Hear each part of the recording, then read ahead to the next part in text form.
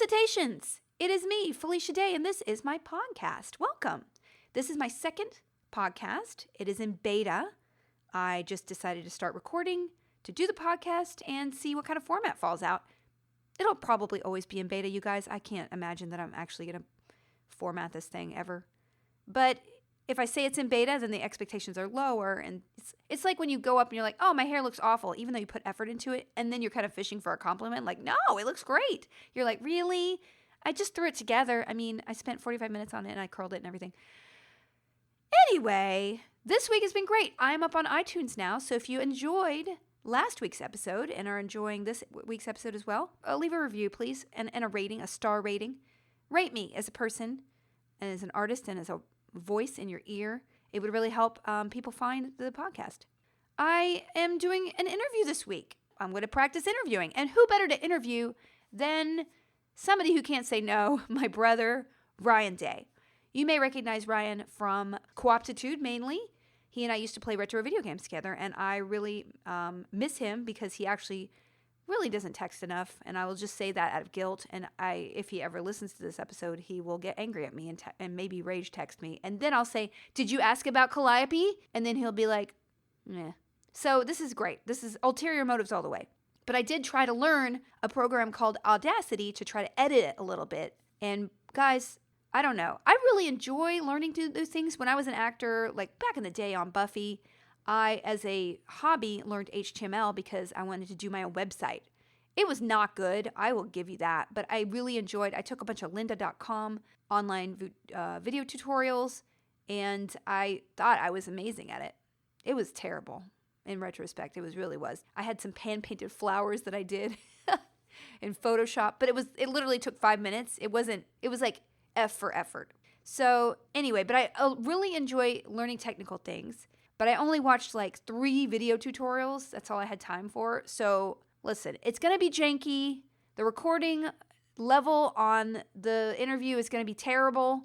And I don't know. I'm going to put a modicum of effort into it. I'll Google at least 2 more 5-minute video tutorials for you guys. All right? But you're going to get what you get. So yeah, this week has been great. I went to the Container Store and I was never that clean in my life. I mean, physically clean. I always washed all the parts. I would not wear clothes more than a couple days in a row. That's not bad, right? I mean, jeans you can wear, I would say, up toward of 4 days in a row. Shirts, I think 2 if it's not summer, if you have maybe an undershirt on, and never redo underwear. I mean, you could technically, I've done it where I turned it inside out again, but that was desperation where I was on a trip and I had some rough pants. So there was no other option. I had to turn it inside out. Not preferable. I shouldn't have said anything about that. I did want to go to Container Store this week because I'm getting really, really anal retentive around the house. I think it's because I have a baby who's opening every single drawer and throwing everything out and revealing to me how slobby and unattentive I am to organizing things. But the problem is with Container Store is you go in there and I don't care how clean you are, you're going to feel like an absolute slob. It never occurred to me to organize my Tupperware lids with a rack-like thing. It never occurred to me to wind every single cable and hide them underneath things so that you didn't have like all these cables everywhere. They have a thing for everything. You could put a box in a box, and I just wanted to somehow create a little chaos, and I ended up with like $200 worth of things that moderately made my life better. In fact, one of the things I really wanted to do was organize my snack drawer, and I have like a shallow triangular pantry. And of course I didn't measure it, so I was like, this looks right. And I got a huge rectangle, and I put it in there. And let me just tell you, I was a math major. A rectangle does not go into a triangle well at all. There is a lot of wasted space. I mean, yes, if it was technically not, I'm sure somebody's going to tell me the optimized size of a rectangle that will fit a triangle. Let me just tell you, the thing I bought and took the labels off of before I actually tested it is not the optimal size. And I'm gonna take a picture of it and show you guys. Maybe that'll be the cover of this one. Anyway, it was really irritating. I am embarrassed and I don't want anybody to come to my kitchen, but that's okay. I don't invite people over to my house anyway. 2 other things happened this week that really pissed me off, and I would like your opinion on how I should have reacted to these 2 things. So I was driving, and I'm really, really careful about driving and looking at my phone at the same time, especially when the baby's in the car. It doesn't happen unless I'm like at a stop sign and I am parked for a long time. Not a stop sign, but a light. And honestly, in LA, you're spending half your time literally parked in traffic anyway.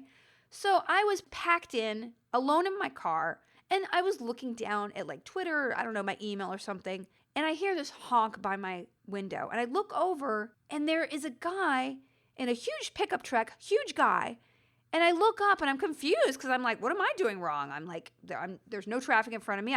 I have amazing peripheral vision. I don't mean to be braggy, but my peripheral vision is excellent. So when the car in front of me moves, I move. It's kind of like when I went to the OBGYN and then he was like, hey, you have really young ovaries. It was a real compliment. I have great peripheral vision. So I was like, oh, I'm not letting my car lag. I'm just looking down at my phone. And the guy took his finger up and wagged it at me and pointed at the phone and then wagged it again. Guys, I don't know if you felt the kind of road rage that you get out of a car and like use a baseball bat on somebody's roof or hood, but that's exactly what I felt in that moment. And it might have been hormonal in addition to the rage that I felt. Because technically, yeah, I should probably not even be looking at my phone, even if I'm in a 15-minute pileup where I don't move my car. Okay, technically, yes. I never drive without two hands on the wheel. The car's not moving. I have personal rules that I do not violate. But yeah, I was looking at my phone. This is a perfect example of why like honking at somebody for driving badly or doing something else does not like, hey, I should go to driving school. No, it just makes people enraged and more determined to do exactly what they do already, but more aggressively. And that's why criticizing people is really hard. But at the same time, I talked myself down and I said, hey, the guy was technically right. I shouldn't be doing that. But then it occurred to me, would this guy have done that to another guy? I don't think so, man. I just don't think so. I think that he would never have risked that with another guy because he might have been afraid that a guy would come out. Because I'm a little lady, he was willing to do that. But there's no way that guy would have done it. And I was actually afraid because I gave him a really nasty look. Because I was like, It was I just smiled and I just kind of looked at him like, what the hell do you think you're doing? And he kind of pulled forward. And then I got really afraid that I would be stuck next to him and he might get out of the car and like open the door because I was kind of giving him attitude back. I mean, what should I have felt there, guys? I mean, this is an unsolicited dude telling me how to behave and then making me feel afraid when I stand up for myself, even though I was technically wrong. Oh boy. So that's what's going on with me. Oh. And then another incident happened just today. And let me just tell you, I am enraged. I am enraged about this incident. So I have a pair of pink cowboy boots that I love more than anything. I got them at a vintage fair in Santa Monica probably 10 years ago. Technically, they were like $25, okay? But they were salmon. And I bought them and Barbara Streisand was looking at them. And I snatched them, not in front of her, but she kind of looked at them and she looked away. And I was like, ooh, I want those. And they happened to be my size and I bought them. So I essentially stole shoes from Barbara Streisand. So I'd worn them so much that the soles had worn out and there were holes in the front and they're salmon colored. So they're not like, I can't just go get them anywhere. It's kind of a travesty of a color, but that's why I kind of like them. And so, yeah, I was like, hey, you know what? I'm going to go to this shoe place and I'm going to get this shoe repaired. So I went down all the way to Santa Monica because I remembered that there was a shoe repair place near where I used to live, near the beach. And I go in, and this guy, I should have smelled the crazy from outside.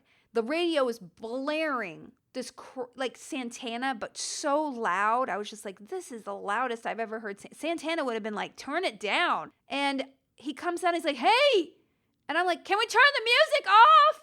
And he was angry that he did that. So he took him out and he was really interested in the shoes. And I was like, oh, he's an artisan. He clearly appreciates shoes, him and Barbara Streisand. So he was like, all right, I can repair this. It'll be $200. Now, you guys, I'm pretty cheap. I'm very cheap, especially about clothing. I don't normally spend the only thing I really spend money on is jeans. I spend money on jeans because anything in the butt area needs to look fine. And it's worth the money. Because one time I did an episode of a show on Lifetime. I think it was it Strong Medicine? I'm not sure. but they put a pair of tan corduroy pants on me. And I was playing like a victim. I was a college student and my roommate had gotten like murdered or something. And I was really crying because we were best friends and I really cared about her, blah, blah, blah. And all I can think of when I think of this job is the pants they put on me. And as I walked away from the interrogation room, my butt looked like it was a Mack truck leaving. It was the widest my butt has ever been. And they were super cheap pants. And they were tan corduroy. So essentially, I've not worn tan below the waist since then. And I always spend money on jeans. So I will buy fancy designer jeans. But shirts, get out of here. I would rather have a polyester shirt any day of the week because A, it won't wrinkle, and B, it's just better value. I get more compliments on my Forever 21 stuff than anything I bought at Bloomingdale's, even though I really like Bloomingdale's, but whatever. And even shoes. Shoes have to be exceptional for me, and I've never spent more than $200 on shoes. So I'm already this guy is proposing that I'm like $225 into a pair of shoes, which is, this is the biggest thing in my life right now, this $225, you know? But I love the shoes, and his reputation is huge, and I've never repaired a shoe before. I'll just be honest. I just give them away. So this is the first time. I don't know what a cobbler's worth. If it was Daniel Day-Lewis, I would assume that $200 for shoes would be maybe too much because he doesn't seem like an artisan. But this guy, he really is bold. He has terrible fashion. He doesn't look particularly clean, and he's arrogant enough that he is able to just blast a radio. And this is a transistor radio, you guys. It is not Spotify. This is a transistor old school radio. So he had all the trappings of a strange genius. And I was like, oh, my Barbra Streisand boots are going to look incredible now. So I was like, okay. And I bought another pair. I brought another pair with me that was a little scuffed up, and he was going to charge me $80. I was like, no, this is out of my price range. No, thank you. All right, 2 days ago. That was 2 days ago. This morning, this is going on way too long, but this morning I get a phone call, and he's like, hey, it's the shoe guy. Okay. So I had to put 2 more patches in the shoe. But they're beautiful. They're just beautiful patches. It's exceptional. And it's going to be another $100. What? Another $100? I mean, now I'm basically marrying these boots. These boots are, this is rare. This is the only boots I'll ever have. These are the last shoes I will ever buy because now we're up into the $325 range for a pair of shoes. They might as well be made out of golden elf blood, you know? So I am so bad on phones, you guys. If you ever want to like steamroll me into saying yes to something, just call me up. Never do it in person. I will stand up for myself any day of the week. Just like that guy in the car. If he had called me on the phone about looking at my phone in the car, I would be like, yes, sir. Should I write an essay about my repentance? I'm like so flustered and wanting to just get out of the situation that I go, okay. And then he cuts me off. He's like, okay, bye. Click. And then I'm like, that's pretty clear that I think I just got rolled by a cobbler. The Keebler elves would have given this guy a high five, like, yeah, dude, yeah, you totally got an extra $100. That's my Keebler elf impression. Then I called somebody, and I had such heart palpitations going on and rage, because who likes to be taken advantage of, right? And I let myself be taken advantage of, and it's always like a day late and dollar short with me. 5 years later, I'm like, hey, I should have said no to that deal. What was I thinking? So I am so proud of myself, though, you guys. After raging at a friend and them getting a little bit afraid of me, I called back and I said, hey, is this a shoe guy? I can't pay the $100. And I just was like, listen, it's too much money. I've never paid that much for shoes before. I don't have the money. I don't have the money to spend on those shoes. I didn't spend anything but $25 on them, and it's just not worth it, and I did not authorize the work. And my heart is like racing. Why? Because I'm standing up for myself justifiably. I have no idea. And the guy was like, but it's a beautiful work. It's like, I don't know. I don't care. I didn't authorize it. I don't want to pay for it. And guess what, guys? He's like, okay, fine. Whatever. I'm going to give it to you. Like it's a favor. But you got to come get him. You got to come get him now. I'm like, what? Yeah, well, they've been here for days. I'm like, I just was there. It was 2 days ago. I did everything already. Just get here. And he hangs up on me. So out of principle, I did not go today. So they're probably in a ditch in front of there because, and he made me prepay for them. So I got to go get them. And that is the situation. So I may be going to small claims court if my boots are not there tomorrow morning when I go get them. I may be leaving a very bad Yelp review, but then I would feel bad about that because he's so crazy. Who else is going to employ this cobbler? He needs this shop. Otherwise, he's going to be a homeless person with no shoes on or with my shoes on. Anyway, I wanted to answer one audience question. Should we do the interview first? I feel like we should do the interview. It's a half hour, and then I'll do the audience question and get into my Rex for the week. Okay, here you go. I'm really excited to welcome my first guest to my podcast. Your first guest and the most lowest lying guest on the guest tree. Uh-huh. It's your own brother. Hey, could you? Okay, obviously, first of all, you're like, everyone else turned you down, and you're like, who the hell am I going to be able to interview? Okay, first of all, I didn't even finish introducing you, so you totally hijacked my intro. This is my I'm supposed to be like trying out my interview skills on you. Can you at least let me introduce you? Oh man, okay, do your best Cokie Roberts or Fresh Air voice. Oh, okay. And Austin native and computer programmer who does something I don't really understand. Relative. I've known him for a long time. All his life I've known him, and he has grown so much as a person. I'm talking about... supposed to mean? He's gone from a 1 to a 3. That's a literal tripling of how good a person I am. Still haven't been able to tell anybody your name yet. Like, this is a disaster. No one's ever going to let me interview them. This is not the basis with which to say, I have a podcast, come and be an interviewee. Not put this on your sizzle reel? No, this is not sizzling. This is like cold. This is like bacon in the pan right now. This is good. Everyone's going to love it. Keep on. Go ahead. His name is Ryan Day. Okay, I got it out. Great. Hey, good job. All right. So what are we doing on this here podcast of yours? Well, it's a podcast where I just talk about, stuff that I'm interested in and talk about what happened to me that week. And I want to introduce them to new things and new people. And you are first on my list. Oh, I was first on your list. I'm sure. I didn't ask anybody else. I was like, listen, I need somebody to be a guinea pig for my interviewing skills. And I was like, hey, you're going to show them this. I'm going to put this. I'm going to be your guest every week with this right. They're like, oh, I couldn't get anyone this week. Sorry. You're the sub. You're like a sub on call. Professional sub interviewer. So Ryan Day is an Austin native, and I've known him his whole life. He has come a long way, as I said before. Exactly. I've known him since he was 0 years old, and he is much older now. Maybe you even put a hand on mommy's tummy while I was just kicking around in there. Yeah. Maybe you've known me for, T-9. I mean, known you for T-9, and you know what? You've grown a lot since then, like just That's physically. True. Very big boy. I'm an extremely big boy. You're a big one. I mean, comparatively, as a child, I remember you being small but annoying.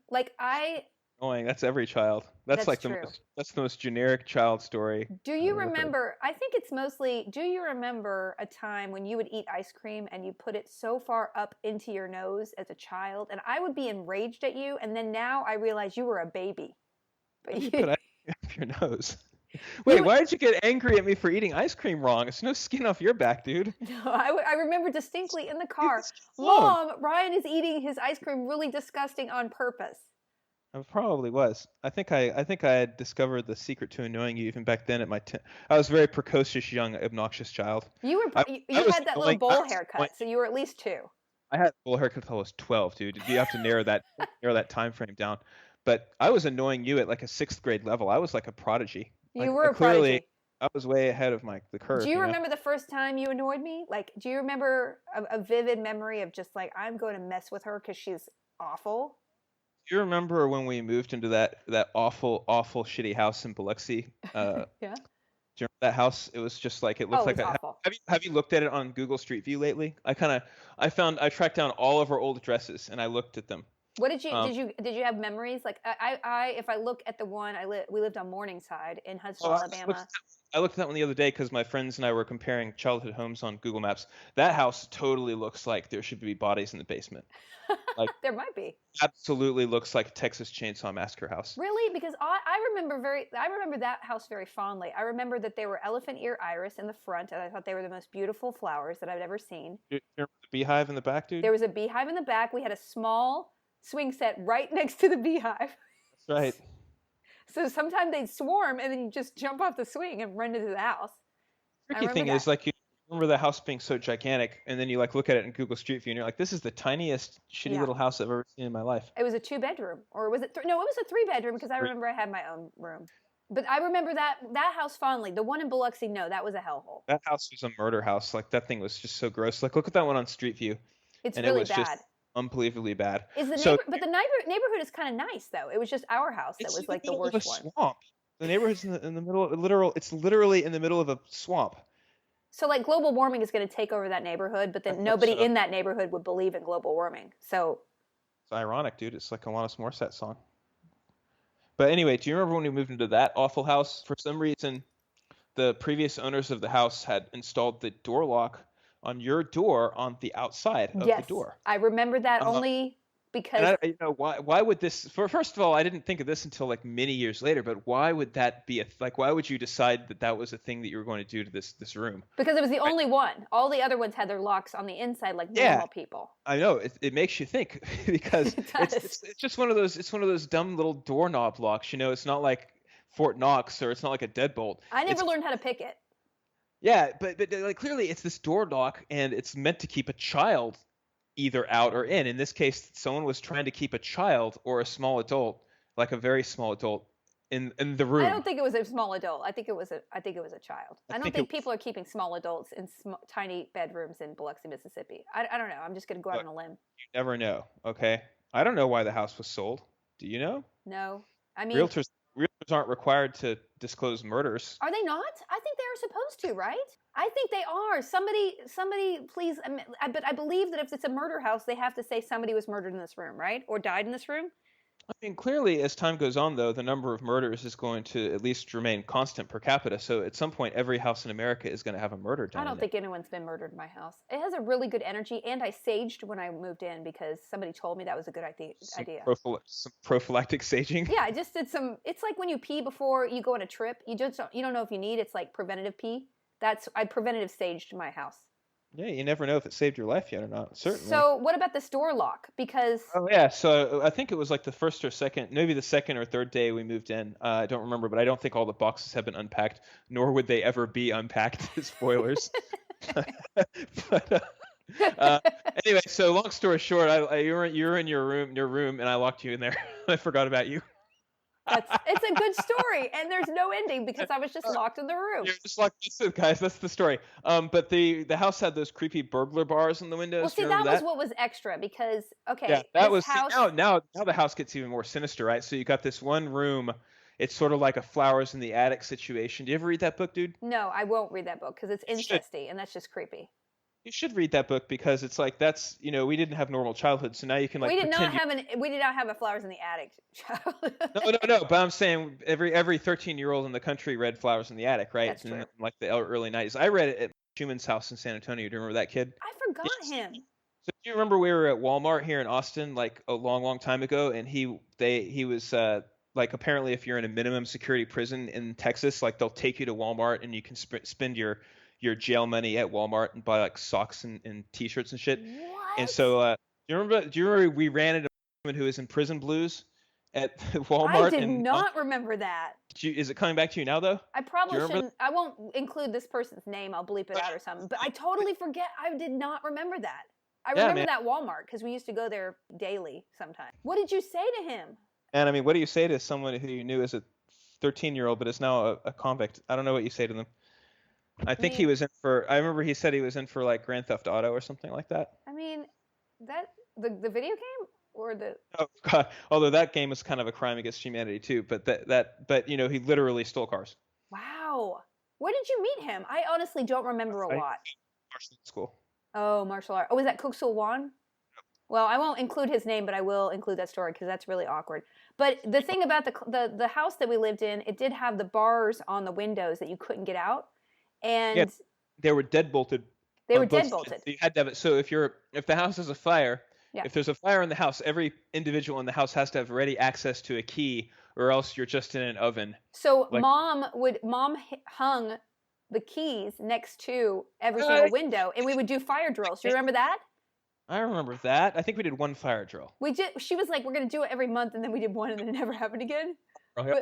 But the keys were always there because I remember we had those like rattan green. Everything was olive green, so it was like avocado. Yeah, avocado, like rattan, like wicker, old school 70s blinds, and it took literally almost 20 years for me to be I'll have a wicker blind in my house because I hated it so much.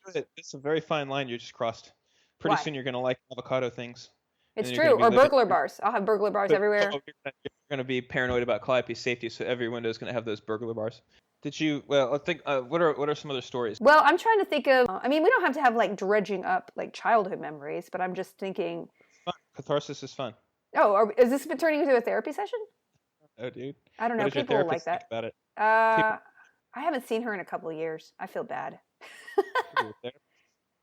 I mean, she's still on my phone, so if I really needed her. Oh, that's there. There you go. If you haven't deleted her yet, then that shows you have a commitment to one day return. Is that it? I have every single hairstylist and therapist I've ever seen still on my phone. I'm loyal. You cheated on your hair. But if you cheated on your hairstylist already, I know. that's what that implies. I've had the same woman do my hair for like 13 years now. Yeah, but this is different. I need balayage. Hmm? Balayage is a special technique where you have highlights done toward the bottom of your hair, and I need an expert to do that because I don't want to look, trashy. Too late. Okay. Anyway, so Ryan, tell you were in tech. What is the first time in your life that you thought, hey, I want to do some tech stuff? When I was I'm practicing my interview skills. tech stuff. Tell us about this tech stuff. It was probably when I was really incredibly lonely and only had a computer as a creative outlet. I think that was probably the inciting incident. Did you learn how to when did you learn how to program though? Because I don't remember learning how to program. I remember us playing a lot of video games together or fighting over the computer. Played so many video games, and then it's like your mom was like, "Oh, it's educational because they're on a computer," and then so we did basically whatever we wanted. Do you remember that? No, I remember that not being raised like wolves. I remember that. It's like Romulus and Remus in the fucking woods, except we didn't found Rome exactly. Well, when did I learn to program? Sometime much later, like near college-ish age. Like I was doing like IRC scripting and stuff when I was hanging out on IRC in like the 90s, and I did some stuff with like Doom levels and Doom mods later on too. Well, this is what I never. Okay, so for real, I never knew that you were that good at Doom. Or yeah. I didn't know that you were like a champion, kind of like. Is that? I beat John Romero at Doom. He came to Austin for a Doom tournament, and we won. Me and Brian Stanfield won against him. Well, so I still have the T-shirt. Actually, I'm never going to give that away. That thing's going to be buried with me, I think. But I had no idea. I knew that we played Wolfenstein, and you were like, you could kill a lot of things. Well, yeah, we played Wolfenstein. That game came out when we were living in Louisville. Yeah. Remember that? Yeah, exactly. But I didn't know that you were actually. I remember you playing a lot of Doom, but I never knew that you were like went out and did tournaments and stuff. I was probably one of at least the 100 best in the world. I think at probably one time. That's pretty impressive. I mean, but unfortunately, the esports phenomenon missed me by about a decade and a half. I know. And so, but you like esports now. Now these kids are all like making $1 million off of playing video games, and I'm like, well, now that sucks. I know you would have. I mean, 100%. We were locked in a house. We didn't do anything but video games. You would be like You would be like Ninja right now, making $500,000 a month. Who's Tommy? Except not deaf, dumb, or blind. Oh, just see that kid sure plays a mean Doom. That's the modern Who's Tommy. So when did you stop playing, like kind of professionally, or was it just a hobby? I guess it wasn't professionally, but it was just as your all-consuming hobby. Oh God, probably a while back when I graduated college. There was just a long detox period after we quit World of Warcraft. That was kind of when I went on the multi-year bender when World of Warcraft came out, and what was it, 2004 or something? You got me to join in 2005. I got you hooked. I was your first dealer. Yeah, you were. You were way more into that shit than I was. Yeah. You were like so obsessed because you're quite more type A than I am, and so you're the one who would always be the herb gatherer for potions before raids and stuff. Just the most mind-numbing clerical work possible in an MMO, which is herb gathering and mining. It's so good. I love it. It's therapeutic. It's like stamping envelopes. I just love it. Well, what was the thing that Doom gave you that you were like, oh, thank goodness I did that? It was, I don't know. I met a lot of people in IRC that I still talk to be honest with you. It's also just a kick-ass game. It's still good. Like it's just still good, and then the new one's good too. They did a VR version. I don't know what they're doing next, but that boy, seems it's good. scary though. Did you do the VR version? Because I don't. No, VR's dumb. I agree. I mean, I feel like in 5 years it's going to be amazing, but right now it's prehensile. Well, I would pick some herbs in VR. I would do that as a fun. You could actually bend down with a little Vive controller and just like pantomime picking an herb, and then you have it in your hand. That would be something that you should make that game. It's just there's not even an MMO attached to it. It's just Herb Hunter, and maybe you have like recipes, and the things you make don't actually do anything. No, it's just like you get a bottle. It's something. But what about I think that's even too useful. What if it's just flower arranging, and it's like, because every time I see, do you ever get those catalogs for community colleges, and they'll be like, oh, you could do tarot card readings and origami. I always mean to take those classes because I live like a mile from the community college. Yeah, or like I've always wanted to do home repair, like learn how to really fix my toilet or like rewire a lamp. That's my dream, to have those two skills, and many others like it. I saw you posted on that Twitter about the home renovation video game. I want to play it. It comes out next week. What if there was like, did you read that stupid Marie Kondo book, The Art of Whatever It Is? First of all, it's not stupid. Second of all, it's amazing. I talked about it on my podcast last week. Did you listen to my first episode? Yeah. Why do you think I'm bringing it up? Actually, no, I did not. What? Nope. Did you see me tweet about it? Oh, yeah. Why would you not listen to it? Just have better things to do, I guess. Okay, great. Don't tell people that. Oh, boy. I mean, I'll listen to this one just to hear the dulcet tones of my own voice. Of course you will. But anyway, Marie Kondo, so she's all like, take everything in your house, and like, if it doesn't give you an orgasm, then throw it away, right? Okay, it's not an orgasm, it's love, all right? If you're not feeling love, then get rid of it. Yes. Okay, good. Okay, so anyway, what if there was a video game like that, like Declutterer? Yes. Like you're put into like this rant, or like what is it, when the Hoarders, the show on A&E? Yeah, I've never watched that. It's too horrifying. What if there were a video game like that where... I would 100% do that. I would 100% arrange... I mean, like, listen, when I played Divinity, I spent half my time in my inventory just moving stuff around. I would 100% do that. In fact, I wanted to make a game about inventory management, and I could not get anybody to invest in it. No, they're just not visionaries the way you are. But anyway, I was saying that because I always get the community college like inserts, I would love to learn how to read tarot cards properly, but there's also this thing called Ikinaba or something like that. It's Japanese flower. Well, how do you read a tarot card improperly, considering it's all bullshit? Listen, tarot cards, if you do them for fun... More accurate bullshit? No, I don't think that they're... Okay, first of all, don't swear. I'll never get a sponsor. Oh, boy. Second of all, I think when I read a tarot... I actually have them. I have tarot cards, and I actually enjoy reading them because even though I know that there's no like spiritual or magical thing behind them, they actually can help you intuit problems in your life. Like what? Just like, you'll read them and say, you'll read them and say, hey, there's something in your past that's holding you back, and you'll be like, oh, what could that be? And then you identify something like, you know what, that was something I really just need to let go. So I remember the time I was hung upside down from a tree. Okay, well, it's not literal, dude. Forget it. I don't even know why I'm trying to convince you of anything. The Fool card, I was hung upside down once. That's a wow, I've never made this connection. That's the Hanged Man. Okay, the Fool is the guy with... Between my fear of getting hanged upside down and my current state of despair and unhappiness. So I heard... Okay, so talking about hobbies, bad segue. Wow, that's good. Damn, Terry, I'm just practicing on you when I get an actual guest in here. Getting the best out of your guests, man. I heard that you have a new hobby. Who's that guy in the artist studio or whatever his name is? That extremely gravitas guy. What's his name? Oh, the James Lipton. James Lipton. All right. Tell me about your process. Give me your best Lipton. And I don't mean the tea, baby. Give me that Jimmy Lips. In the Co-optitude episode, that's really good. Goof Troops. The verisimilitude of your palpable contempt for the character Goofy was just riveting. What were you trying to say? What were you trying to say? I was fucking to hate Goofy. It's sometimes a cigar is a cigar, James Lipton. Okay, moving on. I texted you a couple weeks ago, and I texted you a couple weeks before that, and both times you were doing the same thing. Text me once every 2 weeks. Well, you never text me. I do. I'm like, what's up? And you're like, That's absolutely inaccurate. I can go on a text log. I can show people's text log of that would be a grievous invasion of privacy. That would be a Kanye. Okay, I'm not going to do a Kanye. Please don't do a Kanye. Okay. What have you been doing with your time?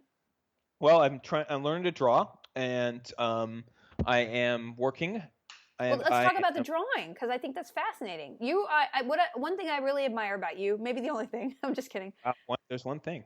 You are always trying to improve yourself. You are always trying to push yourself and learn new things, and I think that's really admirable, and probably a function of our being homeschooled. Don't you think? Probably, because I got to make up for lost time, you know? Or we were taught not to just study for a test. We were taught to enrich ourselves for fun. That explains why I did poorly on tests. It's still weird. Well, we never took a test before like 16 or something. That's true. I was so bad at tests even through college. I was like, this is hopeless. Yeah. So I just kind of muddle through my courses. Well, it was really bad. You got a pretty good GPA, right?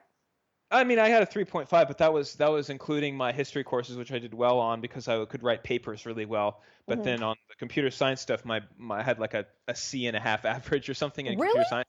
Yeah, but it still averaged out. It still averaged out to like a 3.5. So I can just, not that it matters at this point in my career, my GPA from college 15 years ago, but I can just say, oh, GPA 3.5 at University of Texas, and it's like, oh, that's pretty good GPA. Yeah. But I never put my computer science GPA at all. Really? I did not know that. But was it like, is it just a skill? You mean like the multiple choice kind of thing, or? No, it's like a bunch of mathematical proofs and just memorizing stuff and how does computer architecture work, and I just didn't really care either. I just wanted a job that paid more than a history degree would pay, and I got it. You did. Congratulations. You're very successful. I did it. I'm a fraud. No, I'm good at what I do, and it has nothing to do with tests. So yeah. Well, what would your advice be to somebody who wants to go into the tech field like that, and they are not good at tests? I don't know. Just get a lot of internships and make friends. Get a lot of internships, make friends, and then if thanks to the power of nepotism, you'll probably get a job when you get out. Is it really like that? Because everyone says, oh, entertainment is all about who you know. And it really is true because people want to work with people they know or my last 4 jobs I've gotten because of people I've known have recommended me, to be honest. But mostly it's just because I'm too lazy to look for jobs my own. You're really talking yourself up here. Yeah. Hopefully no prospective employers will listen to this interview and they'll be like, oh, this is the guy I want right here. You're really selling yourself. This is an interview, by the way. Science, lazy. So you've been doing also some skiing. Yeah, I learned to ski finally. I've always wanted to do it. So I kind of bit the bullet and I was like, sure, I'll travel. Because my friend owns a house in Salt Lake City and he's just been bugging me to, hey, come out and we'll teach you to ski. And so I'm like, okay, so it's like a 3-hour flight from Austin and room and board is pretty much paid for. And then he has this like high-end membership at this ski resort. And so he has like free lift passes. So it's basically like for the cost of a flight and like ski rental, I'm like learning to ski. So it's like this incredibly cheap vacation for me. And I loved it. I loved it so much. I went back like 3 weeks later and did another 4 days on the slopes. So was it hard to learn how to ski? Because it's impossible. No, it feels impossible. It feels impossible because like there's nothing more unnatural than putting skis on your feet and trying to move. It's like putting wings on your arms and then trying to like flapping them and expecting to fly. That's what like your first day on skis is like, because you're used to like picking one foot up and then putting it, but you're not going to do that shit with skis on, right? Yeah. You're not moving your feet around with skis on. So you have to do this. You have to learn like how to move again like a baby, you know? And did you get good at it? I got pretty good at it. Like it's kind of funny because the resort I was at, and I told this story also on the fitness podcast I do with Jeff, Geek Fitness Matters, by the way, guys, GFM podcast on Twitter. So I told a little bit of this story on there too. So my friend has been skiing since he's like 4, and so he's like natural to it, right? Fish swims, gym skis, and so he doesn't mess around with these like lame resorts that are meant for like the hoity-toity people to like ski into their chalet or whatever, like Park City, right? Or Aspen, right? So he goes to the hardcore ski resort, which is called Snowbird. And so it's like this tiny ass family owned ski resort in Utah. But essentially it's just so hardcore. It's 30 miles from the nearest town. There's no residences there. There's no shopping there. It's just basically a bunch of like sunburned, windburned ski bums. And so consequently, it's not really the best place to learn to ski because there's no nobody's going there. Yeah, nobody's going to Snowbird to learn to ski, right? And so their beginner slopes and their beginner accoutrement, they're so perfunctory as to be like an insult. Like they might as well not even have it because it's like this is the most afterthoughty beginner setup. It's like one slope that's like for babies, just straight up infants. Babies. I mean, because you could start skiing. People are like, "Oh, Calliope could start skiing at 3," and I'm like, I don't ski, so we're never going to go near snow. My instructor said 4. You can. They like to do it at 4. When do you remember ever seeing snow when we were kids? No, I'd never seen snow at this volume in my entire life. I was like, this is crazy. Like I'd never seen more than like an inch of snow in the ground. Here there were these copious slopes covered with snow, copious amounts of snow, and people were gliding down on skis. I was like, this is like I'm in a fairyland or fairy tale land. Until you start like rolling around in it, and it gets really unpleasant. It's like it gets, really cold. After the first 2 minutes of actually rolling around in snow, you're like, well, I'm done. Exactly. I'd only seen snow once before. Like I went to Sundance once during college. And then in February or at the end of January, I was doing Supernatural, and unexpectedly, it just poured snow. So the whole episode is in snow, and they didn't even intend it to be snowy. So everybody was stranded on a mountain with no cell service in the snow, and there was a blizzard. And I was like, I'm going to die up here. You're roughing it, but you're going to have to like eat your co-stars. I know. I thought I was going to have to like Jensen Ackles was going to. I could not take him down. I would actually just have to be killed and eaten by everybody else because. They're very manly men on that. You're a skinny wretch. You wouldn't have much nutritional value to you. That's true. Yeah, I kept asking for heaters. By the end, I had like 3 small heaters in my tiny. Look at you. I demand my heaters. I'm not kidding. I wore 3 long johns, and I would tape like heating things on my back, so I was covered. I couldn't even. I don't know what's in those little temporary heaters, but I had like upwards of 12 on me at one time. So do you think you're going to make a hobby of skiing? I mean, you feel like... I got to finish my story first. Well, this is number 1, Felicia. Let people finish their stories. You're not Terry Grossing it right now. Okay, I need to gross it out. Gross it out. So Snowbird's not the beginner mountain, right? Yeah. So they got this one infant area, and then they've got one that's slightly different. So think like the baby area is like at a 5-degree, 6-degree incline or something. It's very gentle, and of course I fell on my ass 30 times on this.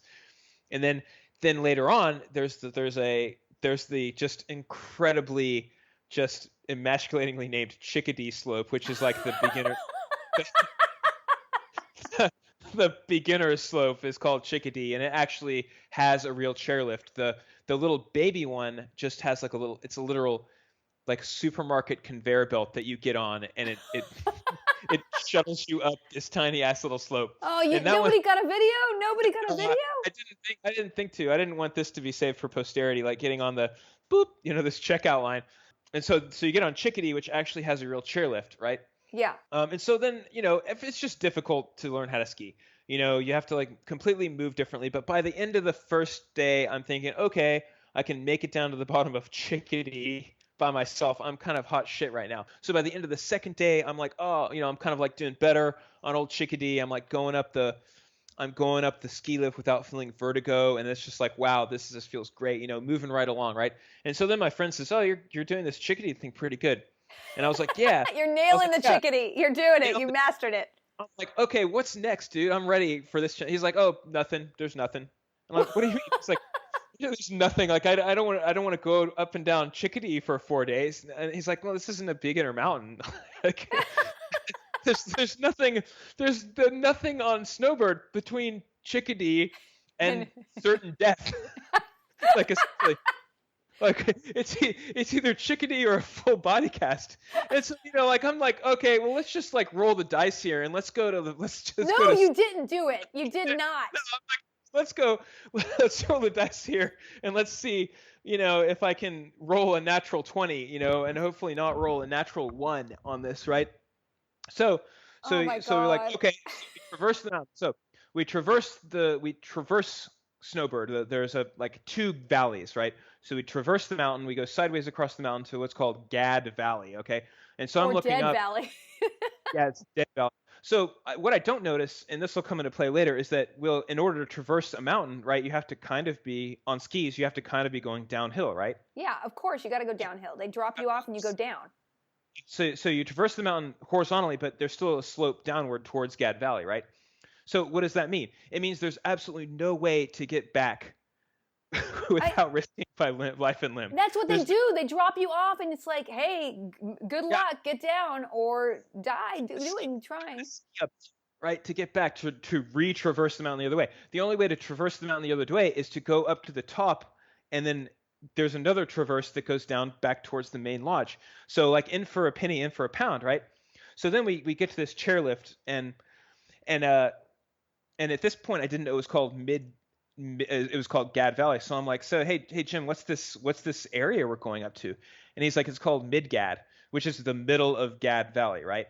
Yeah. So what do I hear? I hear Midgard, and I'm like, fuck yeah, like I want to go to Midgard. I'm gonna Viking this shit up.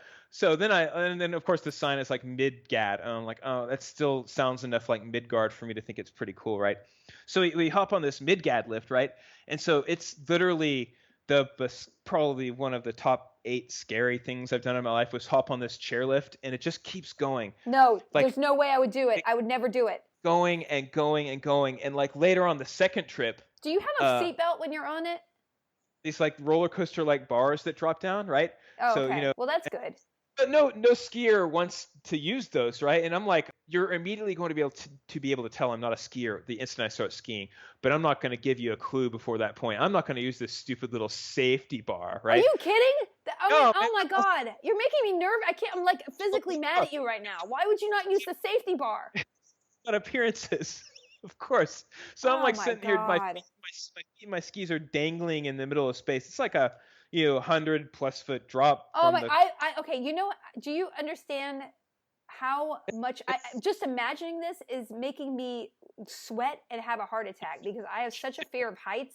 I cannot even look down like a stairwell without having a vertigo attack. Don't you have the awful snow area near LA? Like I'm not doing anything near snow. Okay, I don't care if. Hey, so you're going to let Calliope, you're going to deny Calliope the experiences that we were denied. You're going to pass on the evil to the I don't understand. Every child doesn't go skiing. Okay, I'm sorry. We're not like waspy. Child that should. Nope. What? I'll take her. Can I take her? No. It's too dangerous. It's too dangerous. I'm going to let her listen to this recording when she's like 12, and she's literally going to hate your guts. Okay, you can take her on Chickadee. That's it. Oh, you want me to take her to Snowbird? No, not Snowbird. She can go on the Chickadee equivalent. Midgard. Not Midgard. She cannot go to Midgard. She cannot go to Sauron. So there was that. So the second trip I went back, I was like, I'm ready. And so there's a lift that goes up to the top of Gad Valley. Are you kidding? Please don't do this again. Which is called Gadzoom. So the first time I go up to the top of Gad Valley, up this Gadzoom. Wait, so you felt like you mastered Midgard with one go? Listen, I'm polishing my fingernails on my shirt right now, dude. That's how good I am. I'm like, wipe. So I'm like, yeah, let's do this Gadzoom thing because it's not easy to do Midgad, but it's not. And also, all the lifts were closed because it was late in the season, so I had no choice.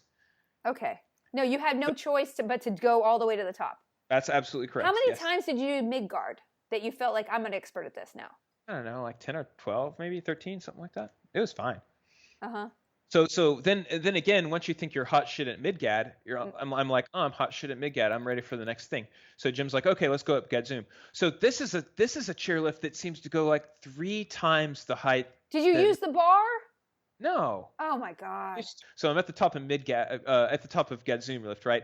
And so this is like some scary ass shit. Like the pitches keep getting, like Chickadee's like 10, 15 degrees, and then Midgad's like, oh, let's throw some 30-degree angle at you. And then just like up to the top of Gadzoom, it's just like scares me shitless. So I'm like carefully like butt sliding or like snow plowing my way down Midgad. And this little girl, she couldn't have been more than like 6, just rockets past me. She can't be going less than 45 miles an hour. Oh my God. So she's like, I'm just like tootling down like the safest way I possibly can because I'm literally scared shitless at this. And it's like this little child, like flies past me going like 30 or 40 miles an hour. And like I turned to Jim and I'm like, this kid's fucking badass, dude. And then her dad happened to be skiing past us the instant I said that, and he's like, "Thank you." I really appreciate your being here, Ryan Day. It's been a pleasure. Are you cutting me off already? Time flies when you're talking shit about you. I do have one thing I want to leave you with. I told everybody last week about Jamberry. Jamberry? One berry, two berry, pick me a blueberry. Did you read her Gravity's Rainbow yet? That's what I'm going to do. I'm going to give you the first paragraph of So Ryan, I told you guys last week that I call Ryan and I leave him sometimes voice texts with me reading Jamberry in my baby voice. So I'm going to, and then he challenged me to read Thomas Pynchon's Gravity's Rainbow in the same voice. It's going to be, you should do like a kid's audiobook for it. A screaming comes across the sky. It has happened before, but there is nothing to compare it to now. It is late. The evacuation still proceeds, but it's all theater. There are no lights inside the cars, no light anywhere. Above him lift girders old as an iron queen, and glass somewhere far above would let the light of day through. I have to say that book actually sounds interesting when you read it like that. Did you read it? I tried. I tried to read that, and I tried to read Infinite Jest by David Foster Wallace. And I've actually, because you're like, everyone is just fanboys over David Foster Wallace, and especially Infinite Jest. Like, you got to read it, Yeah. And so I think I've tried to read it like 4 separate times. I've tried to read Umberto Eco like 15 times. No, don't talk shit about Umberto Eco, dude. Foucault's Pendulum is a good book. I know. I need to get back into it. It's like if you want to work your way up to Foucault's Pendulum, I guess you should start with Dan Brown. Oh, Da Vinci. Okay, don't be throwing down shade like that. I've read Dan Brown's because it was just I was in a hotel room and that was somebody left it next to the Bible. The status this book has culturally in the U.S. I know.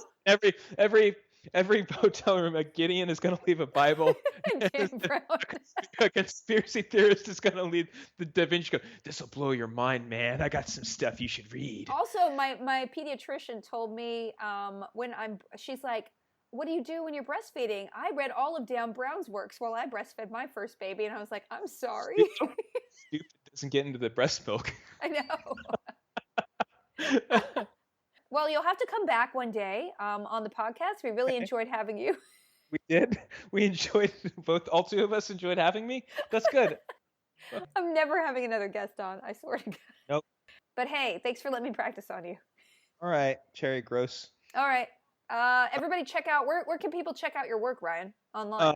Well, my Twitter handle is @RYON_D. I've got a Twitch channel too, www.twitch.tv/Ryan Day, one word. And then my other podcast done with the amazing Jeff Mueller, aka the Mighty Jared, is @GFM Podcast on Twitter. Please follow and subscribe. Yeah, and your podcast is about fitness and health. Fitness and issues, the confluence thereof. You guys check it out. And there you go. Okay. Interview out. All right. Bye. All right. Great interview. I'll be interviewing Ryan again when I can't find anybody else to interview. No, I don't know. I'm not guaranteeing an interview every week, but I might interview a random person I know next week. I don't know. You'll get what you get when you like it. Okay? So I did have some audience questions. If you guys want to ask me questions, please leave them either as a comment underneath this recording or please leave them on my Twitter. So just @reply_me with your name so that I can give you a shout out. I'm making a whole compilation so that I can just pull from them in the event that I do a question that week. And I'm going to do a question this week. And the question is about acid reflux. And I forgot to write the girl's name down, but it was a woman who has been dealing with a lot of acid reflux problems, and she wanted to know how I was dealing with mine. If you guys read my biography, you know that I had horrible acid reflux my whole life that I didn't really know about, and it got to the point where I was wearing down the very barriers of my esophagus, and they thought I had this thing called Barrett's esophagus, which is essentially when your stomach lining starts to creep up into your throat and it increases your chances for cancer. And it's actually very rare in young people, and it was very scary. Turns out I did not have Barrett's esophagus, and I did not need an operation, and I had an endoscopy last November, and it said that I was all clear, although I do have a weird flap. That's literally the terminology for it.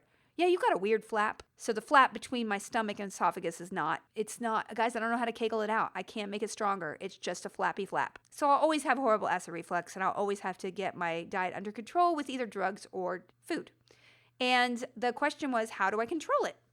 Well, I have been on every single different kind of drug, and especially since I was breastfeeding my baby, I had the worst acid reflux I've ever had in my life back then, because the hormone kind of loosens everything up. And if I was flappy before, whoa, I'm just like curtains in the wind, baby. It was horrible. And I tried to use drugs. And every single drug I've used, over-the-counter, prescription. Some of them I couldn't use because I was breastfeeding. But even before that, I would use the prescription stuff. I would have horrible problems digesting food. And it felt like stuff that was just sitting in my stomach the whole time. And it was really uncomfortable for me. I will tell you what I actually did that really cured my acid reflux, and I do not recommend anybody else do it. I did a cleanse. And yes, it's so LA. Oh my God, it's so LA. But it was an Ayurvedic cleanse. And I think I've told parts of these stories random places, but never all in one place. So if you look up Ayurvedic cleanse, it is an East Indian ritual, kind of. It's called Panchakarma. And it's a whole thing where you take 2 weeks and you only eat rice and lentils and some special spices. And you do this, and I was allowed to do oatmeal and wheat-free bread. So essentially, you're eliminating everything from your diet. And this is the best part. This is what I would actually recommend. Eliminate everything from your diet, meat, wheat, sugar, for 2 weeks to really get your system clear and figure out what is really bothering your stomach. And that part was a revolution. And that is what I would do even to this day. When I get when my stomach gets really out of control, I will go back and I will make yellow lentils and rice and get the special seasoning out. And maybe I will have some like butternut squash that's frozen on the side. And I'll eat that for a couple of weeks for dinner. And it will clear up my acid reflux until I really eat pizza 5 days in a row and coffee and all that stuff and ruin it again. But it's a great reset diet. And you're not starving yourself like a juicing or something. You're getting your vitamins, you're getting all sorts of protein in the lentils, and you're using some ghee, which is clarified butter, so you're getting a little bit of fat.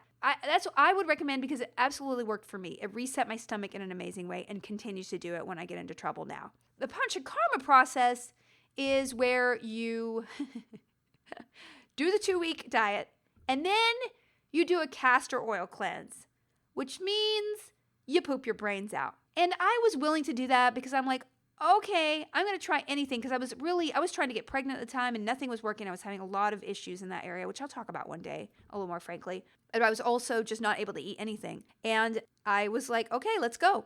So I did that. And then I went to the spa. And it's a wonderful spa that a friend of mine swears put her house back on track. So I was like, let's do a week of the spa. We'll do the cleanse and the 2 weeks of the spa. So I go to the spa and it's Ayurvedic. It's amazing. They have special things that they've formulated for me. It's like a massage. It's scrubbing. It's putting masks on your body. They feed you special food. Fantastic. And then at the end of the day, and if you have like a squeamish stomach, please just tune out. At the end of the day, they bring this bag out with a tube on it. And I'm like, what's that? I literally had never seen anything like it. And they were like, this is your enema. Oh my God, I can't believe I'm talking about this. So, turns out you get an enema every day that you do the Panchakarma cleanse. It was like there were variations, and I don't want to go into them because you know what it does, guys. It makes you poop, but like in a way that is Olympic pooping. And I just looked at them. I was like, I am terrified. That's supposed to go where? But I was like, Felicia, you're all in. You can't get a refund. And for a week, I did this. And I gotta tell you, never have I been more bored with pooping in my life. So what I would recommend to you if you have acid reflux is not necessarily go all in on that. Although, let me just tell you, for 6 months, my acid reflux was wonderful. I found through the elimination diet of the rice and lentils, I added things back very slowly, and I found out that I was allergic to red peppers, and I was really insanely not allergic, but it was very irritating to have sugar, just refined sugar, and avocados. So all the things that you normally think about with acid reflux, which are onions and garlic and greasy things, yeah, those all trigger my stomach as well. But really, there were a lot of things that I had sensitivities to or allergies to that were not detected, that if I eat them, automatically I know I'm going to get a stomach ache. So that is what I would recommend. If you want to do the butt stuff, that's totally on you, man. That's your deal. Yeah, it was an expensive experiment. And always ask them what you're going to do at the spa when you go to a spa, okay? Unless you want to be surprised. Okay, let's go to what I consumed. I need to name this segment, I guess. Nom nom nom. This is what I consumed this week. A lot of people were asking, actually, how do I get your recommendations in typing form? Because I don't want to listen to the whole thing and try to find your recommendations. I'm playing around with this idea of maybe doing a newsletter so that later I can just send a newsletter every week and give you guys a list of the things I recommend, along with other things that I'm interested in linking wise, just recommending websites and all that sort of stuff. So if you guys are interested in that, let me know in the comments to the video, the podcast. Let me know in the comments to the podcast if you'd be interested in signing up for something like that. So I would list all the things that I recommend, like books and music and movies and all that stuff. And then I would also list extra things that I found were interesting around the web. Let me know. This week, I played a little bit of Monster Prom. It came out this week, and I really enjoyed it. I only played 2 playthroughs. I tried to seduce the Medusa woman, Medusa girl, and I seduced the art existential nerdy vampire. Anyway, it's about it's about a high school of monsters and you're trying to ask somebody out. But it's super irreverent and the writing is very clever. You know what? It's a quick, you could play it in 30 minutes if you want. So I want to play every single ending just for fun.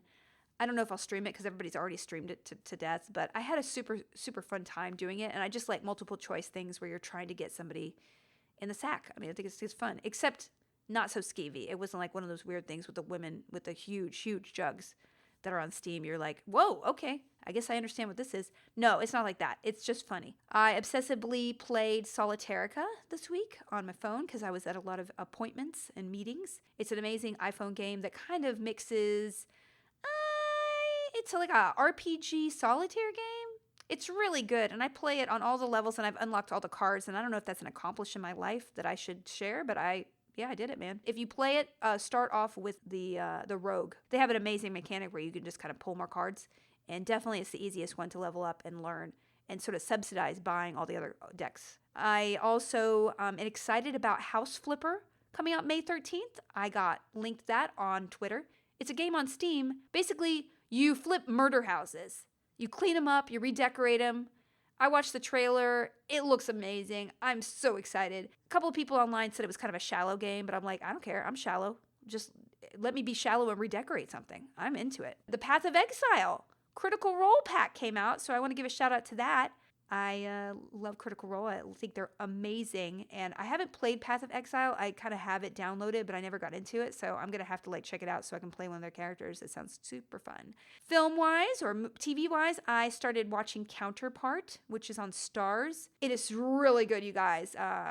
J.K. Simmons, I think, stars in it. And it's about a world with 2 parallel universes. And that's all I'm going to say. But I think he needs an Emmy nomination because he's incredible.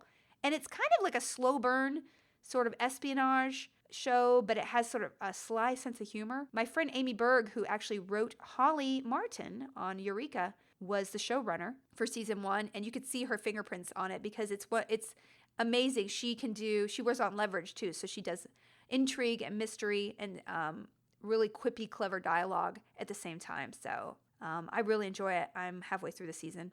And I've been really enjoying The Expanse. This season is incredible, you guys. You know, a lot of people say, hey, I tried The Expanse and I couldn't get past the first couple episodes.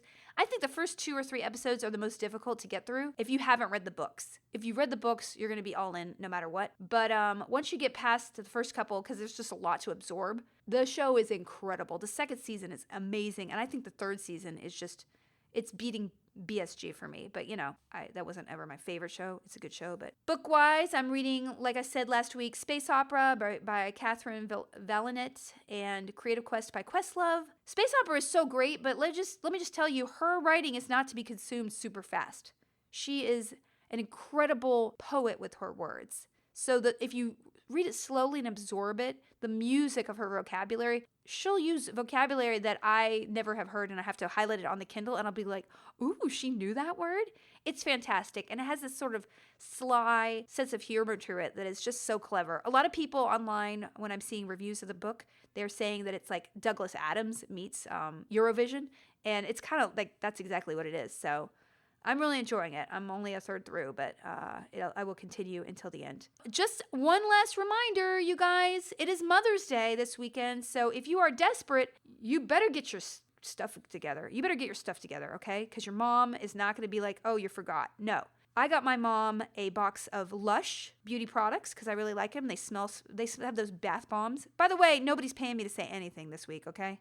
If they do, I'll be upfront about it. This week, last week either. Nobody's paying me to do anything right now, which is sad. I gave her some Lush. I went to Lush and I got her a little beauty box. And then I also sent her, there's this place called Goldbelly that I use a lot of to give people gifts. And I got her 12 vacuum sealed slices of Brooklyn pizza. I don't know. I just thought it was funny. So for my Mother's Day, my plans are I'm going to have a board game night with my friends. And we're going to play Marvel Codenames, which I just bought. And we're going to play the Baldur's Gate Betrayal at House on the Hill. And I'm super excited about those, which is weird because they're kind of spin-offs of games I already like. But I was at the game store the other day and I was like, ooh, Marvel. Ooh, Baldur's Gate. 2 of my favorite games with 2 of my favorite other things.